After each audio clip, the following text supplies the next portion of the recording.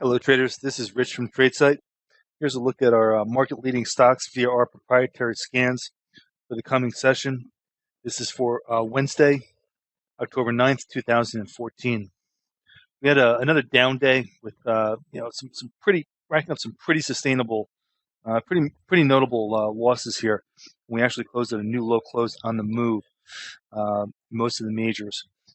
But definitely seeing some more damage being done on some of these key stocks. You can see in the Nasdaq patch here we are stacked up to the sell side. It's not a crushing dominance, but it's definitely dominant because there's nothing here on the buy side. We had a couple of volume bumps, but you can see a couple of really nasty deviations.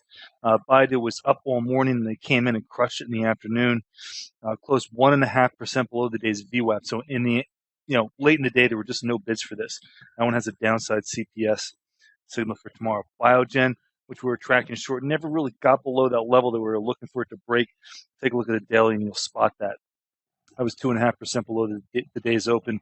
First Solar, pretty nasty day. Cramerica feeling the pain here, down not quite 3%. So pretty rough day for Nasdaq. Financials, this is really odd. This is admittedly the first time I've ever seen this. We're completely paired off here, and it's all in the same securities. The financials really weren't necessarily where the action was today, believe it or not. Some of the other groups were actually a little bit weaker. The hardware index was worse. The transports were worse, and the airlines were all worse than the banking index was today. So let's move on to the energy names. Got three sell signals here. See some volume bumps in CHK, PBR, and Schlumberger. And Schlumberger even has a downside CPS.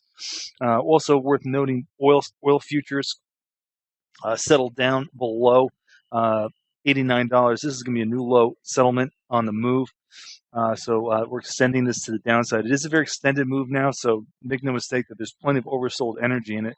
But we are still recording new low closes. We haven't made a new absolute low yet, but that could be in the cards for tomorrow, even with this oversold condition. As far as the market generals go, Best Buy really weak again, 5% below the day's open. Hewlett Packard giving back quite a bit after the little financial engineering pop that we saw from yesterday after the announcement they were going to split into two companies. Coca-Cola was one of the stronger names. Coca-Cola, Walmart's, things like that are ones that tend to perform a little bit better on days like this.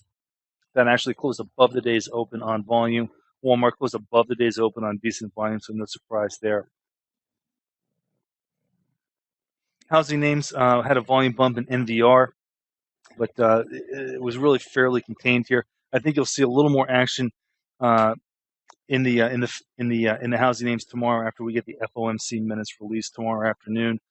Transports were pretty sloppy. American Airlines had a terrible day. It's got a downside CPS. It was more than 2% below the day's open.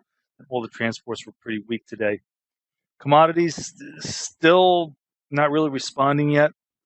The dollar was a little bit better today, net, but nothing to show for it really. Still kind of in that area where we could see a pivot after a pretty big move. So definitely keep on your toes.